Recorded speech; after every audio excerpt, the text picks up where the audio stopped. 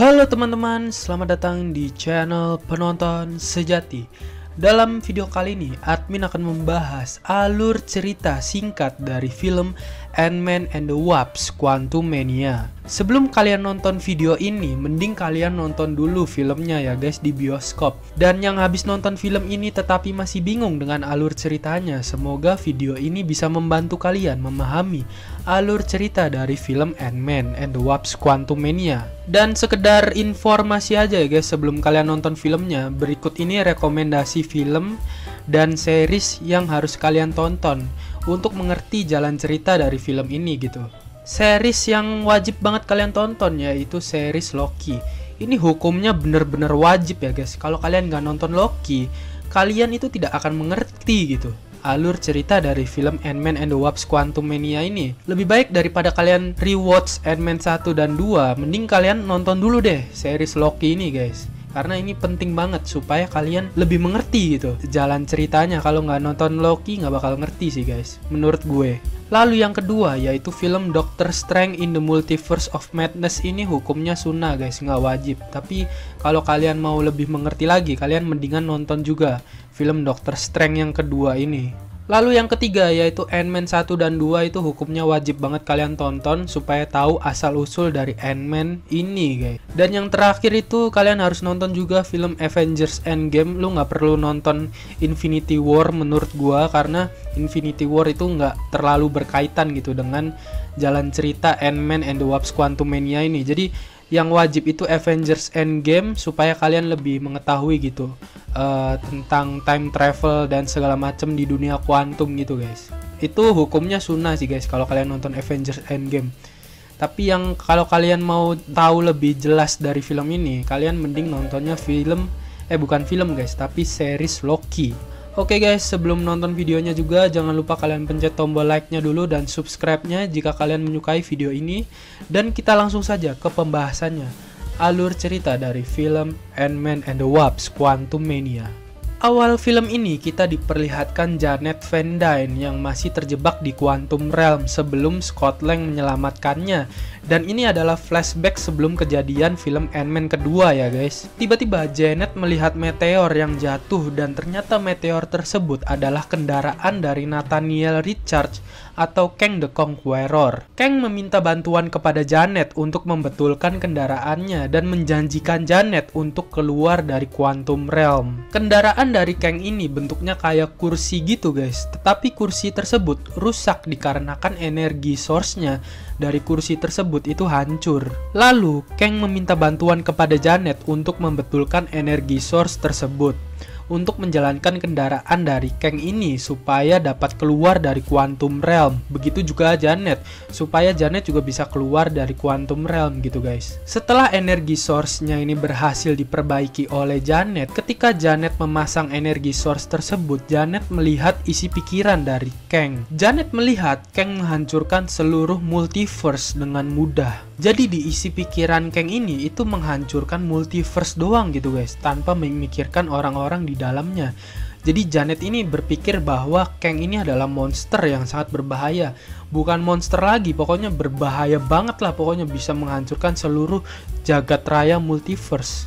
Karena Kang itu dibaca pikirannya oleh Janet, Kang menjelaskan bahwa tujuannya menghancurkan multiverse karena varian-varian dari Kang yang banyak ini atau Kang yang lain gitu menyebabkan incursion gitu guys. Dan tujuan Kang menghancurkan multiverse adalah untuk menghancurkan multiverse yang terkena incursion saja gitu guys. Mendengar hal tersebut, Janet menolak membantu Kang dan menghancurkan energi source tersebut. Lalu Janet pergi dan bertemu dengan Hank Pym.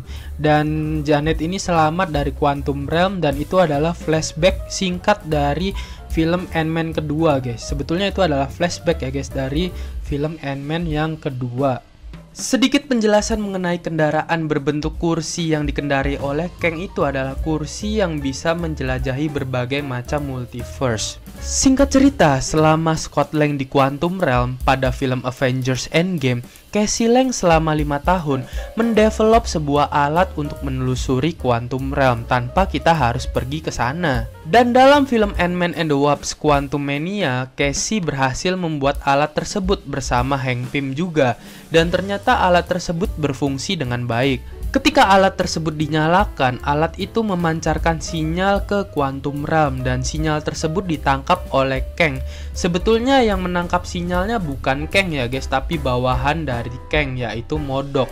Jadi sebetulnya yang menangkap sinyal dari Casey Lang ini sebetulnya si MODOK ya guys, bukan Kang, tapi ya sama aja lah guys. Si Kang yang nangkep sinyal gitulah pokoknya dari si Casey. Lalu mereka semua terdampar di Quantum Realm. Casey dan Scott berpisah dengan Hank Pym, Janet, dan Hope. Casey dan Scott Lang ditemukan oleh para pemberontak dari Kang ya, atau orang yang gak suka gitu sama si Kang. Lalu Hank, Janet, dan Hope terdampar di tempat lain. Singkat cerita, Janet meminta bantuan kepada Kryler untuk mencari Scott dan Casey. Tapi ternyata si Kryler ini bawahan dari Kang juga guys. BTW si Kryler ini adalah mantan pacar Janet ya ketika terjebak di Quantum Realm selama 30 tahun. Karena mengetahui Kryler berkhianat, Janet, Hope, dan Hank melawan Kryler dan mencuri kapal miliknya. Di sisi lain, Scott dan Casey berhasil ditangkap oleh Kang dan juga MODOK. Dan ternyata MODOK ini adalah Darren atau Yellow Jacket, villain utama dari film Ant-Man yang pertama. Penjelasan singkat mengenai Darren kenapa bisa jadi MODOK gitu guys. Jadi Darren ini terjebak di Quantum Realm dan diselamatkan oleh Kang. Dan alasannya kepala Darren ini besar karena ketika ditemukan kepalanya memang sudah besar gitu. Jadi MODOK ini asal-usulnya berbeda ya dengan cerita aslinya di komik. Jadi Darren ini kan masuk ya ke Quantum Realm. Nah tiba-tiba pas masuk ini kepalanya jadi gede gitu dan dia ya jadi pinter gitulah. Jadi berbeda dengan origin story-nya ya guys sebetulnya. Akhirnya Kang dan Scott membuat kesepakatan bahwa Scott harus membantu dirinya mencuri power source yang telah dihancurkan Janet. Jadi ketika power source dihancurkan oleh Janet, alat tersebut membuat ledakan, tetapi inti dari power source tersebut masih ada dan sangat sulit untuk mendapatkannya. Akhirnya Scott menyetujui hal tersebut karena Kang mengancam akan membunuh Casey. Lalu Scott masuk ke dalam power source tersebut dan Scott singkat cerita berhasil mengambilnya dengan cara mengecilkan power source itu. Karena Scott Lang kesulitan mengambil power source itu, akhirnya Scott ini diselamatkan ya guys oleh Hope yang mengetahui keberadaan dari Scott Lang melalui sinyal radionya gitu. Janet memberitahu kepada Scott Lang bahwa jangan memberikan alat itu kepada Kang karena Kang akan memusnahkan alam semesta multiverse. Karena kekuatan Kang jauh di atas rata-rata, dia dapat mengambil power source itu dengan mudah. Akhirnya Scott dan Hope dikalahkan oleh Kang. Pertempuran dahsyat pun terjadi dan Kang dapat dengan mudahnya dikalahkan oleh semut-semut ciptaan Hank Pym. Jadi semut-semut ini itu ciptaan Hank Pym dan semut-semut ini bermutasi menjadi 1000 tahun lebih awal gitu. Jadi ibaratnya semut-semut ini jadi pinter banget gitu guys, dan lebih kuat dari biasanya gitu. Dan semut-semut ini juga kan banyak ya, udah pinter, banyak, kuat gitu. Jadi dapat dengan mudahnya mengalahkan si Kang the Conqueror. Tetapi guys, dalam post credit scene film ini kita diperlihatkan para varian Kang yang berkumpul seperti di Gladiator gitu. Dan kita masih belum tahu guys, para Kang ini mau ngapain gitu di Gladiator ya. Tetapi nanti Kang yang asli dan betul-betul jahat yang akan menjadi big villain dalam film Avenger Kang Dynasty. Jadi Kang yang ada di film Ant-Man and the Wasp Quantumania ini cuma Kang ecek-ecek gitu guys. Jadi big villainnya masih belum muncul gitu. Dan kita masih belum tahu big villainnya itu Kang yang mana gitu guys. Tapi pasti kostumnya sama sih kayak yang di Ant-Man ini Kangnya. Cuman nanti bakalan ada Kang yang lebih jahat dari Kang yang ada di Ant-Man ini dan lebih kejam dan lebih kuat gitu.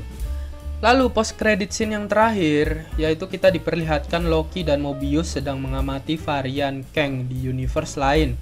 Dan sepertinya ada di tahun lampau ya guys Kang yang diamati oleh Loki dan Mobius ini. Jadi gua nggak tahu ya sebetulnya si Loki ngapain gitu ngawasin si Kang. Kayaknya Kang ini bakalan jadi big villain juga di Loki season 2 ya guys. Jadi kalian buat yang belum nonton Loki, nonton dulu deh Loki biar paham gitu siapa itu Kang yang sebenarnya.